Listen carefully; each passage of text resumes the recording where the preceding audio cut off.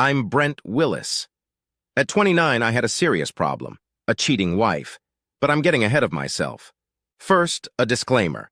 I've never been strong in English, literature, or the social sciences. I'm a mathematician, an economist, a businessman.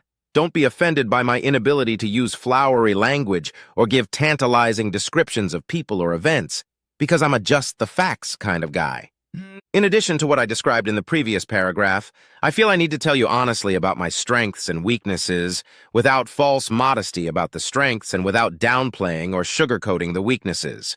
I am very good-looking, successful in business, trustworthy, treat everyone with respect regardless of their position in society, and have almost always been honest. I'm a very attentive lover and put my partner's satisfaction above my own. I am gentle during lovemaking. 6 of the 7 women I have had sexual relations with have always told me this, and I believe it is a real plus. I left them quite satisfied with each encounter. For one woman who really liked it rough, I was a big disappointment. Also, perhaps because of some of the above characteristics, the parents of all the women I dated loved me. Sometimes I think the mothers liked me more than the daughters. Ha ha. As for my negativity, I am hopelessly unathletic and not very receptive. I am easily hurt by negative comments or actions of others. I have a delicate nature, and I often hide my emotions. Despite average physical strength and agility, I avoid physical confrontation and am not aggressive enough in any area of life except business and investing. Despite my lack of aggressiveness, I am genuinely vindictive towards people who wrong me, and, unless I am in physical danger, seek revenge. Details of my interactions with the 2 main characters in this story, Melissa Thompson and Doreen Bronson, in the distant past, would contribute nothing to this story and would bore you. So I'll tell you quickly and simply. I dated Melissa in college when I was in my final year of college, but we broke up just before the summer. It was complicated for me, but not devastating as it was mostly mutual. She was more commitment-prone than I was, but never hid it from me or cheated. I met Doreen the summer after my freshman year. Melissa, Doreen, and I attended different high schools in the same neighborhood, and all attended a nearby large public university. I dated Doreen exclusively during the summer and in the middle of my senior year when Melissa re-emerged on the scene. I dated both of them. I didn't hide it from either of them, until just before graduation, when both gave me the ultimatum to shit or get off the pot. It was a tough choice. Both of them are beautiful and sexy, but Melissa a little more so. Both seemed to really have a crush on me, but Doreen a little more. Both are smart and come from good families. Although it didn't matter, Melissa's family is extremely wealthy and Doreen's is upper middle class. Sex with both of them was great, but perhaps with Melissa it was more satisfying for me. Although from Melissa's point of view, the sex was rated a 9 out of 10, while from Doreen's point of view, it was a 10. Doreen was always frank about everything.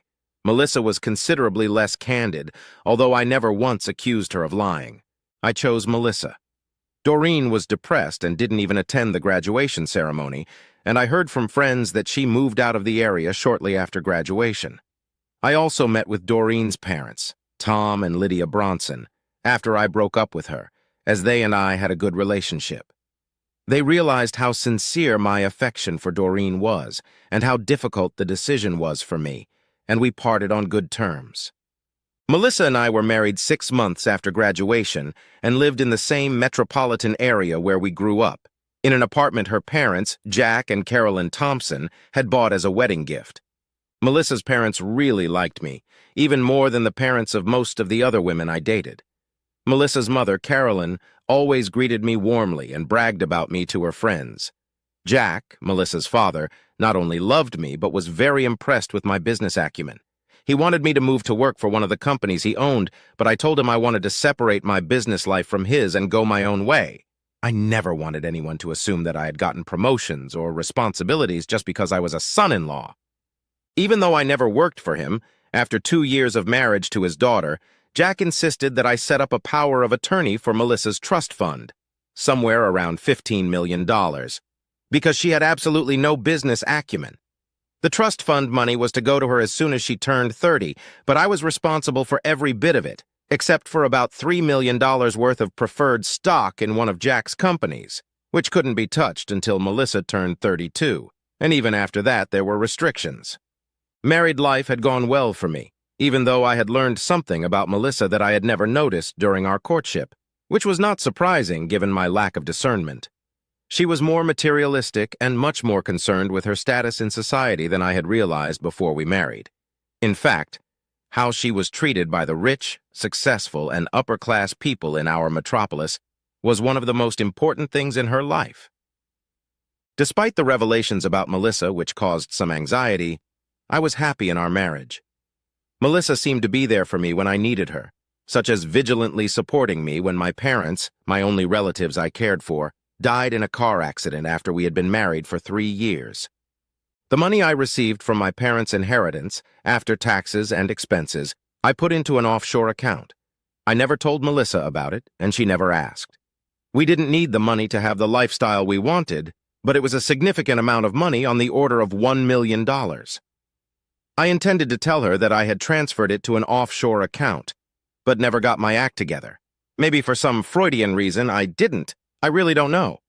When Melissa and I had just turned 29, our birth dates were only 3 days apart, we decided that she would stop taking birth control pills and we would have children, something we had always agreed to do since we got engaged.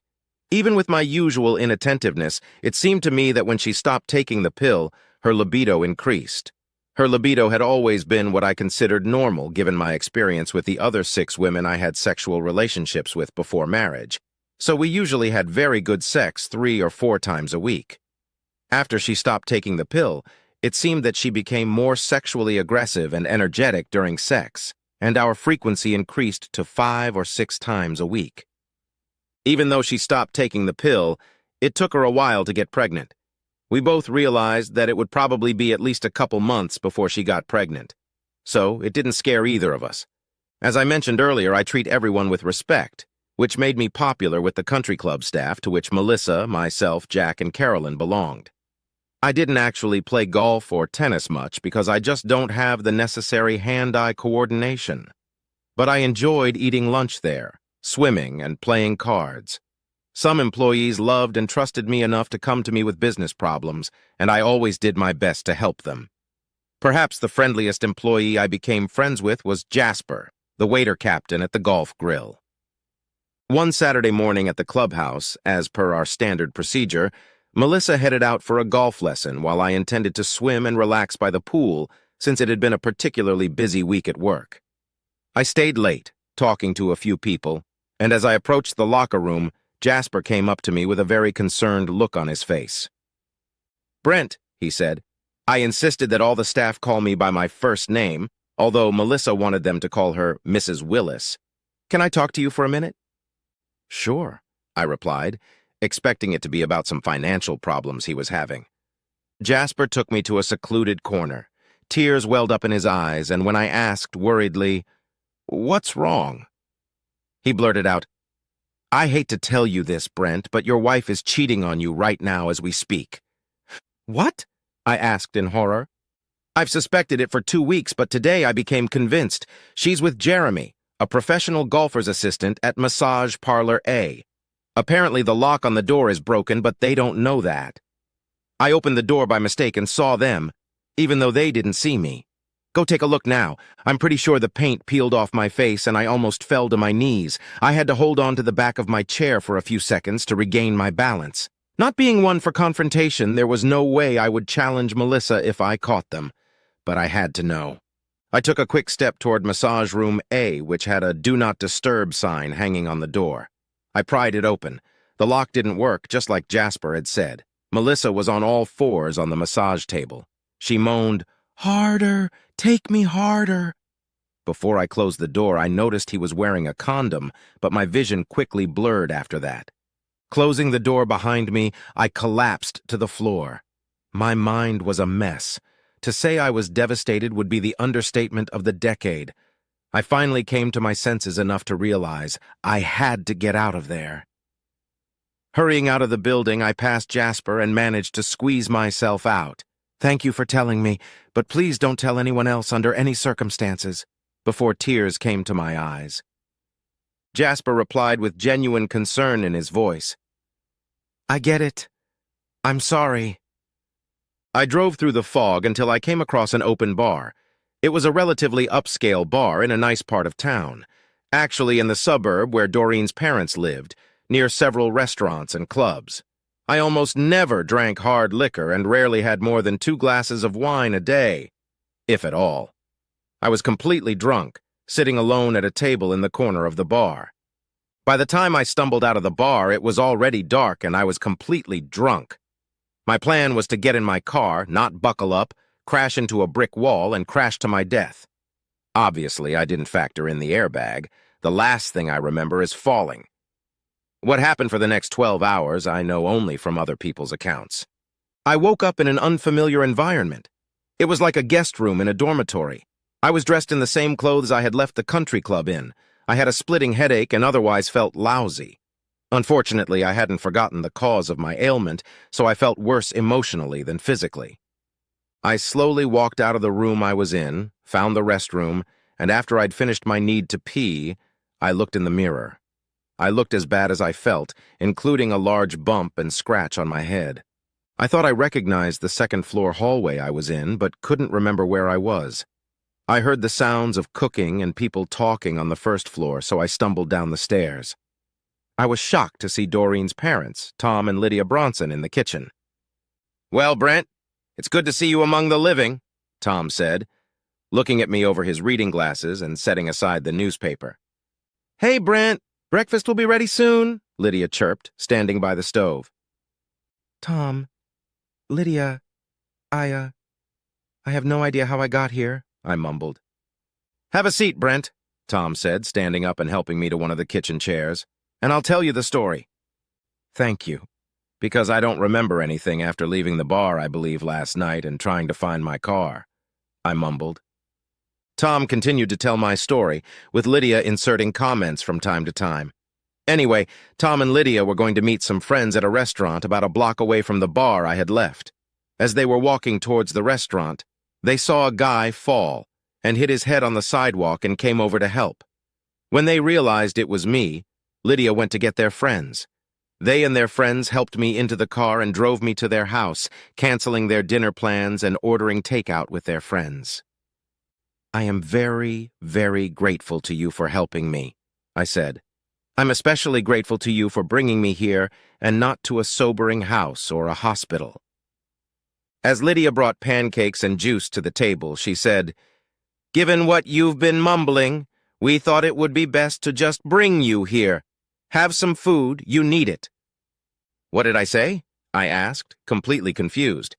"It can wait until after breakfast," Lydia replied, setting me down a stack of hot pancakes.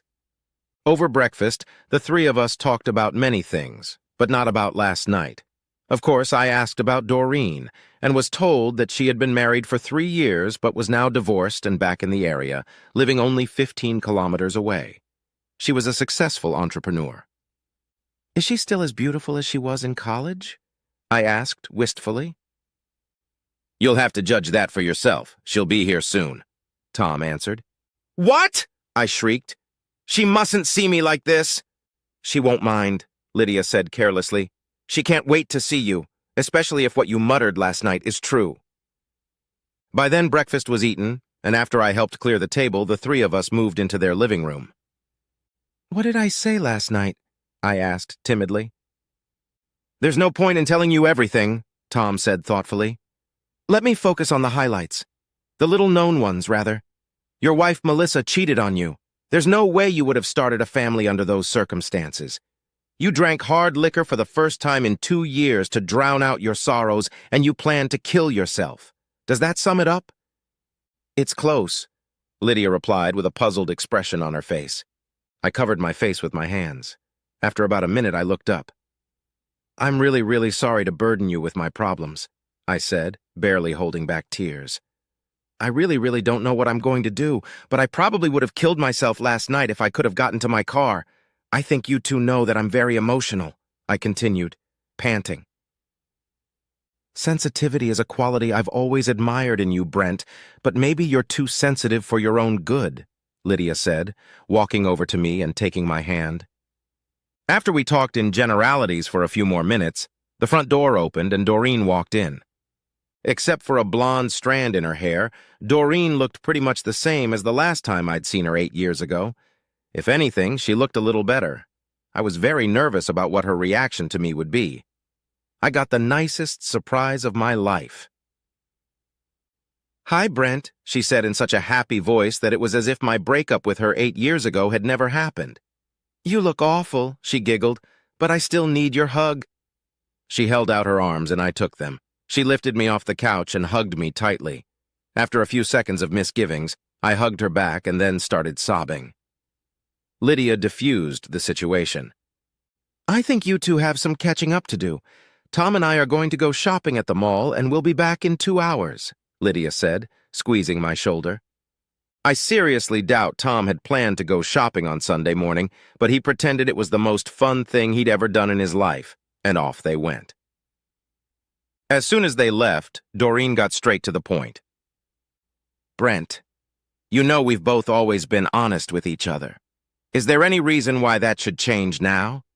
After a short pause, looking into Doreen's beautiful brown eyes, I hesitantly said, "No, I really need a friend right now, someone I could be honest with." "Okay," she said with a smile. "Let me start. My marriage broke up because my husband cheated on me. I can't blame him much, though, because I'm sure he felt that there was only one man I had ever loved or was likely to ever love, and it wasn't him. It was you. From what my parents tell me, I may have a chance to win you back, and if I do, I intend to take full advantage of it. I don't think I'd be any more stunned than if I'd been hit with taser electrodes. I'm sure my mouth was open, and my eyes became the size of baseballs as I seemed to be at a prolonged loss for words, all the while looking into Doreen's eyes, and she stared back at me. Finally, she broke the silence. "Is that straightforward enough for you?" she asked with a wry smile. "Yeah, I'd say it was definitely straightforward enough," I chuckled. "I guess I made the wrong choice 8 years ago," I continued. "That's the right attitude. Now let's deal with it," Doreen continued with a wide smile. "Let's sit down at the kitchen table and take notes on how things are going to go from here." So we headed to the kitchen. Doreen got a notebook and pen out of the living room desk drawer, and we got down to business. Apparently, I was a complete idiot last night when I was in a drunken stupor, because Doreen seemed to know all the important details of my situation.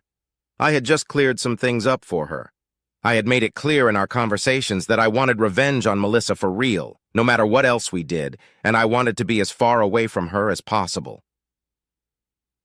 By the time Tom and Lydia returned 2 hours later and brought Doreen and I 2 full coffee pots of coffee, Doreen and I already had the general principles of a plan of action going forward. In developing this plan, I kept repeating my need for final revenge and the dissolution of the marriage. She told me she would do anything to help, just so I would stay with her, and the ideas came flooding in. We each made a list of what needs to be done, a list of things to avoid, and a list of possible serious mistakes. We promised to meet for lunch every other day to refine things and see how we were doing. We really only needed to trust 2 people, Tom and Lydia. Well, maybe Jasper, too. Neither of us had a problem trusting Tom and Lydia, and they were honored that we trusted them. We told them exactly as much as was necessary. I figured I could trust Jasper, too. The most pressing problem was explaining to Melissa how and why I had been gone since yesterday afternoon, which was more than 24 hours, since I looked terrible, including a bump and scratch on my head after passing out on the sidewalk. We were sure it was doable. Doreen drove me to where I had left my car. Fortunately, it was in one piece. I left my cell phone in the car. I checked the messages on my cell phone. There were 10 from Melissa and 1 from her father, Jack. The first one, in chronological order, was from Jasper. "Hey, Brent," Jasper texted. "Just thought I'd let you know that I saw Melissa. She asked if I'd seen you. I told her that you had an emergency and were looking all over for her, including on the practice field, but couldn't find her or Jeremy, so you left, instructing me to tell her that you would contact her as soon as your emergency was resolved and to take a cab home." She had a very upset look on her face, but she totally believed my story. "Good luck, kid, and let me know if there's anything I can do to help." The messages from Melissa and Jack were about the same, with a growing level of concern about my whereabouts. Doreen and I decided that I would call Melissa, tell her that I had been attacked and taken to the clinic without ID, that I'd be home in about an hour. I made the call. Melissa's voice sounded worried when she picked up the phone and relieved at the same time. I cut the conversation short. Doreen and I kissed, not that passionately, but not just as good friends. I have to stay loyal to Melissa until our plan comes to fruition, I said to Doreen. That doesn't surprise me, Doreen said with a wide smile. However, once that happens, I'm going to fuck you to death. She grinned. Woe is me, I replied dramatically. The only thing that worries me is whether you'll be able to behave properly with Melissa without arousing her suspicion, Doreen said. That's my biggest concern, too, I replied, considering how emotional I am. But you've given me the courage to do it since I know there's a pot of gold at the other end of the rainbow. I'll find a way, I said with a determined look on my face. Doreen smiled, we exchanged another quick kiss, and I left, first to buy Plan B pills and a disposable phone at the pharmacy, and then to go home. Melissa and her parents were on the verge of hysterics when I got home. My appearance gave them no reason to doubt my story of assault, as my head injury was real, my clothes dirty and disheveled, and my hair tangled. I hid my wallet in my car and pretended I needed to get my new credit cards and driver's license since they had been stolen, though thankfully my car keys weren't there. The presence of Melissa's parents helped. I probably wouldn't have been able to pull it off if they hadn't been around, as the sight of Melissa made my anger boil over. But I remained relatively calm and played the disoriented victim to the end. Given her actions on Saturday, I was actually surprised that Melissa seemed very genuine in her concern for me, and there was no doubt that she hadn't slept last night. She looked almost as bad as I did. Her parents decided to stay the night. After Melissa and I showered and ate a meal prepared by her mother, Carolyn, we passed out and fell asleep again. I got goosebumps running down my spine when she laid her head on my shoulder, but I managed it, and within minutes, I was in an incredible land. For the next 3 weeks, things went pretty much as Doreen and I had planned. Doreen, more than anyone I had ever seen, was diligent in accomplishing her tasks. After meeting her twice over lunch, I had no doubt that I should have married her instead of Melissa. All my previous feelings for her returned with renewed vigor, and I was impressed with her dedication, competence, and efficiency. There was much to be done, and it was not easy. Since I was having difficulty interacting with Melissa, I wanted to stay on schedule despite the many minor setbacks. To avoid arousing suspicion and to satisfy her heightened libido, I even had sex with Melissa 8 times. Each time I imagined it was Doreen, and the morning after each session I would crush up a Plan B pill and add it to the breakfast I lovingly prepared for Melissa and watch her to make sure she ate it before I left for work. No way in hell would I want to have a baby with her. It sounds strange considering how terribly upset and devastated I was when I witnessed Melissa cheating. But 3 Saturdays after that horrible event, I was hoping that Melissa would start cheating again. I needed her to cheat in order to carry out my plan. Using the disposable cell phone I bought at the same time as the Plan B pills, I called Doreen first thing Saturday morning to make sure everything was going right. It was. I kissed Melissa one last time as we parted Saturday morning at the country club. She was off to her golf lesson, and I was off to swim. I tracked down Jasper, made him promise never to tell anyone that he had told me about Melissa's affair or that I had witnessed it 3 weeks earlier, and gave him $10,000 in cash. After waiting another 20 minutes, I surreptitiously removed the Do Not Disturb sign from the door of Massage Room A and verified that the lock was still broken and that Melissa and Jeremy were inside. I then enlisted the help of the club's training center director and head golf professional, ostensibly to find Melissa, telling them in desperation, "I have a very urgent situation." I coaxed the other two to have the head golf professional open the door to Massage Room A. As expected, assistant golf pro Jeremy was there, having Melissa doggy style. I noticed the condom again, thank goodness for small favors. The head golf pro blurted out, "What the fuck?" and the director of the training center loudly awed. I yelled, "Melissa!" The coupled couple looked at us with completely horrified and distressed faces. Melissa shrieked. Jeremy quickly tried to pull up his pants that were down around his ankles. A completely distraught expression appeared on my face, which wasn't hard to do, given the circumstances, and certainly required no action on my part. And then I turned and ran, sobbing. The sobbing was a pretense, though inside my heart was bleeding. As I left the practice area, I heard the head golf professional yelling at Jeremy. I quickly drove home and left a note with my wedding ring already prepared on the kitchen table. I also left my regular cell phone there as I didn't want to risk being tracked on it. 2 weeks earlier, I had my location devices disabled on both my car and my laptop. My laptop and a suitcase with the only things I valued, a few souvenirs from my parents, and a few changes of underwear and socks were already in the trunk of my car. My note read, "I loved you more than life. I can't live with your betrayal. God save my soul." I don't know how Melissa managed to get home so quickly, but she got there before I left. I would have preferred not to see her, but May worked out for the best as she partially satisfied my thirst for revenge. Melissa was truly gripped by panic. She kept grabbing me and I kept lashing out. She tried to meet my gaze and I avoided it. She was yelling things like, "I got too horny when I stopped taking the pill. I'm hormonal. It was just sex. I made him always use a condom. I need to have a baby with you. And what will my parents say if you leave?" The only thing I said in response to all of her hysterical tirades was a truly emotional response to the last question. "Tell them you killed our love and me." Tears stood in my eyes as I pushed her away from me and ran out the door. One part of my revenge required that I act on Monday to make sure everything went through, since money transfers couldn't be reliably confirmed over the weekend at most institutions. Doreen had rented a hotel room in her name in a busy part of town, and I parked my car in a remote part of another hotel about a block away from where she and I were staying for Saturday and Sunday. Although Doreen and I slept together and were affectionate during the 2 nights we stayed at the hotel, we did not have sex. I needed to supposedly die before it could happen, but I knew that once it did, it would be incredibly passionate. In accordance with our plan, I changed my appearance as much as I could in the time allotted. Doreen cut my hair much shorter than I normally wear, dyed it a lighter color, and styled it differently. I put on blue contact lenses to hide my usually green irises and glasses with simple plastic lenses. I glued on a professional blonde mustache that looked completely real and wore clothes Doreen had bought for me that were very different from what I usually wore.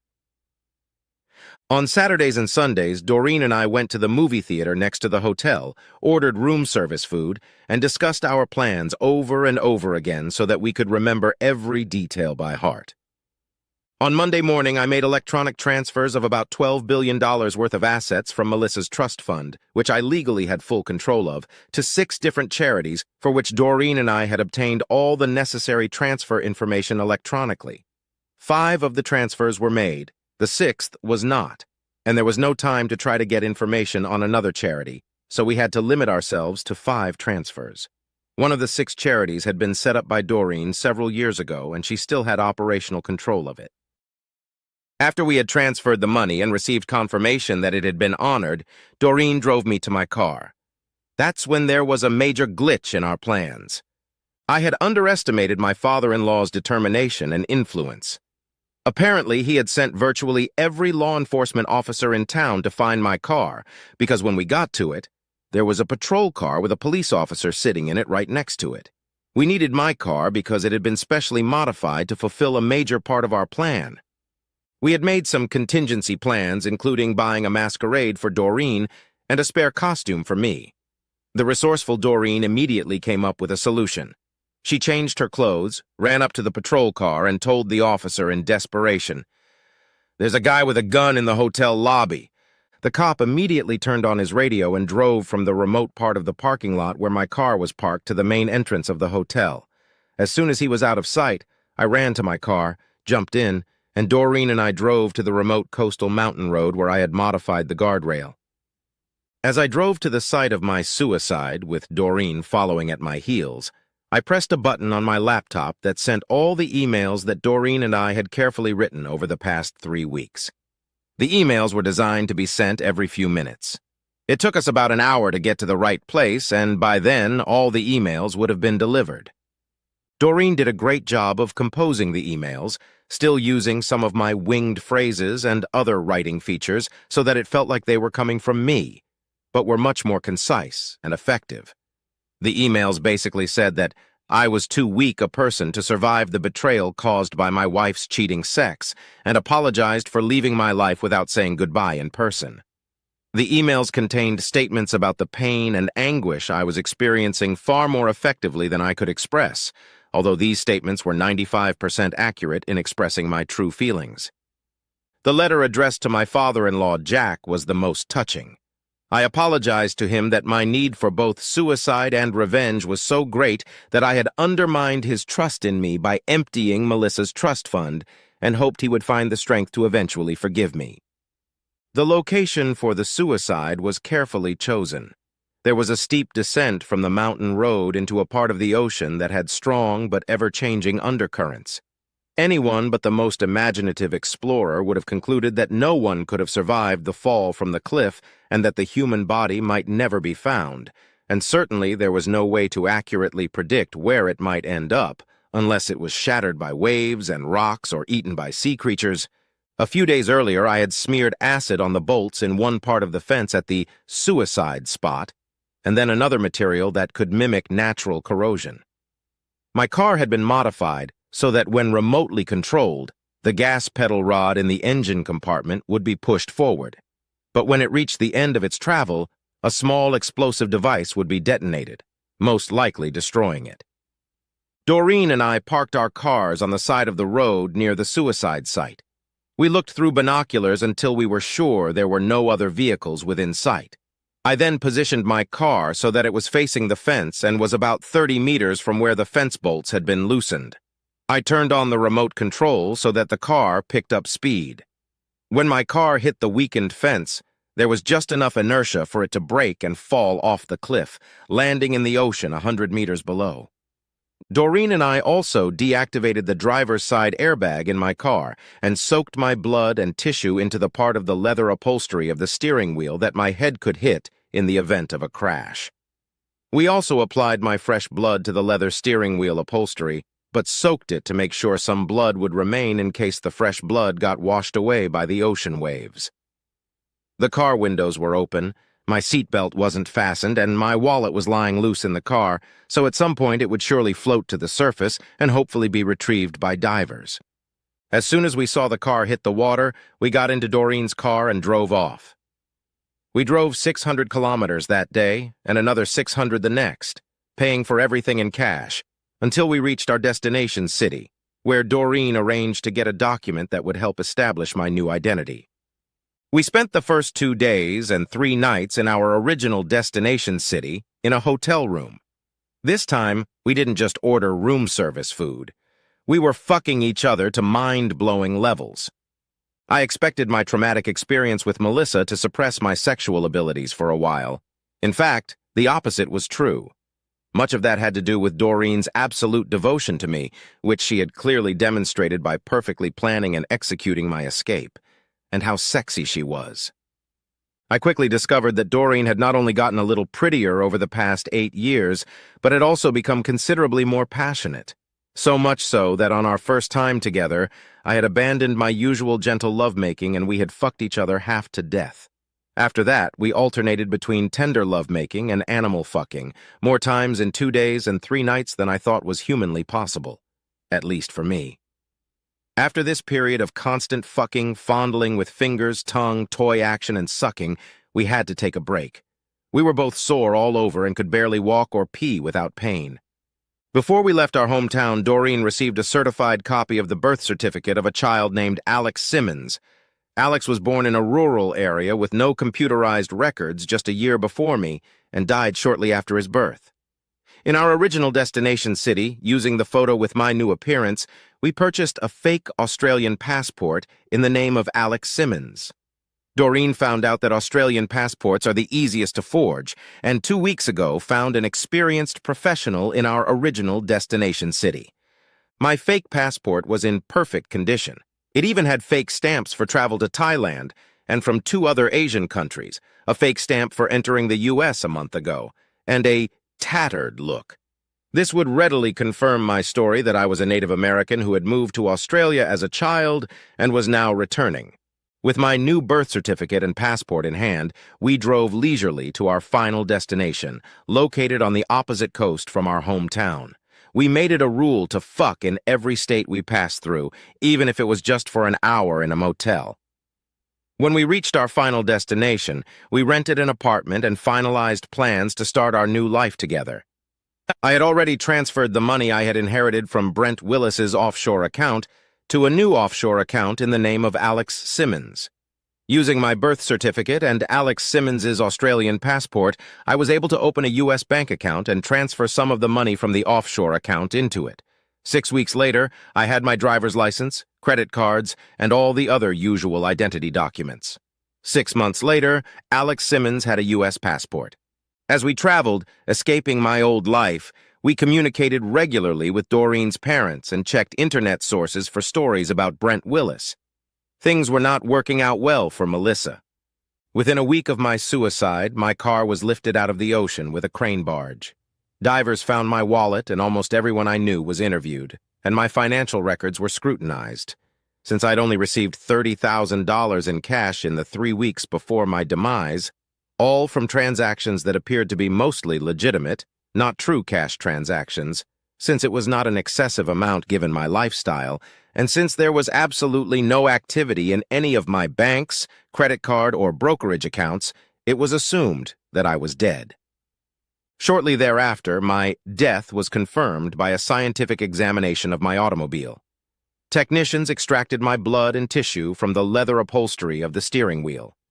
The clumsy, intentionally clumsy on my part, disabling of the driver's side airbag in my car, as well as my suicide note to Melissa and suicide emails to everyone I knew, left the public in no doubt that I had committed suicide. From everything I understood, the public judgment of Melissa and Jeremy was extremely harsh. Of course, Jeremy lost his job immediately, and all indications were that the country club's head professional would make sure that he would never again get a golf-related job anywhere in the United States. He reportedly left town a week after he was caught with Melissa. Melissa was an outcast in high society circles. She had even suffered the humiliation of being expelled from the country club, though she would undoubtedly have quit of her own accord. Attempts by local reporters to interview her were unsuccessful, and there was no indication that she had ever left the space that used to be our apartment. Unfortunately, the realization of my plan resulted in Jack and Carolyn, Melissa's parents, getting hurt. I always knew they liked me, but I didn't realize they loved me as a son. One quote from Jack, published in the city's largest newspaper, brought me to tears. "Our beloved son is dead, betrayed by his wife. Please respect our privacy and allow us to grieve our terrible loss." We had each other to the point of mind-blowing. After that, we alternated between tender lovemaking and animal sex, more times in 2 days and 3 nights than I thought was humanly possible, at least for me. After this period of constant sex, fondling with fingers, tongue, toy action, we had to take a break. We made it a habit to have fun in every state we passed through, even if it was just for an hour in a motel. Doreen and I had just started our new life in our apartment when Tom and Lydia informed us that Jack and Carolyn were going to hold a memorial service for me. Although it was still a long time before I was officially pronounced dead, there was no one who didn't believe that I had committed suicide. Doreen decided she would attend the service and flew from our new town back to her hometown. When Doreen returned, I realized that she was hiding something from me about the ceremony. She tried to take it lightly, but I wouldn't stand for it. A couple days later, when I pestered her, she told me in tears about how awful it had been. People I didn't really know apparently felt strongly about me. It was a very solemn occasion. Jack broke down several times trying to deliver the eulogy his brother was to finish. Carolyn looked like a grief-stricken woman and sobbed quietly throughout the service. Melissa was not on it. It was reported that she was in a mental institution. Not only did Melissa's family make no attempt to return the $10 million I had sent to charity from Melissa's trust fund, but they gave another $2 million, the amount I intended to send but failed to another charity in my name. My memorial service took place 4 years ago. I was officially declared dead 2 years after that. Doreen and I were married as soon as Brent Willis was pronounced dead. We are now Mr. and Mrs. Simmons. We already had a little girl when we got married, and now we have a little boy on the way. Doreen and I have no money problems. In addition to my inheritance, we have money from the sale of Doreen's business to her employees and the salary we receive from the charity we work for. Since the charity that Doreen founded received a $2 million donation, they have had enough money to hire her as their full-time COO and me as their CFO and investment advisor. Through philanthropy, we were able to help hundreds of low-income families and derive tremendous satisfaction from our work, including expanding our operations each year. Tom retired, and he and Lydia moved to a place only 20 kilometers from our home to be close to us, and especially to their granddaughter and future grandson.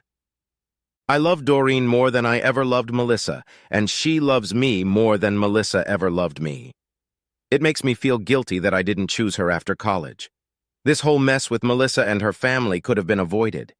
I gave up trying to find out what happened to Melissa, Jack, and Carolyn.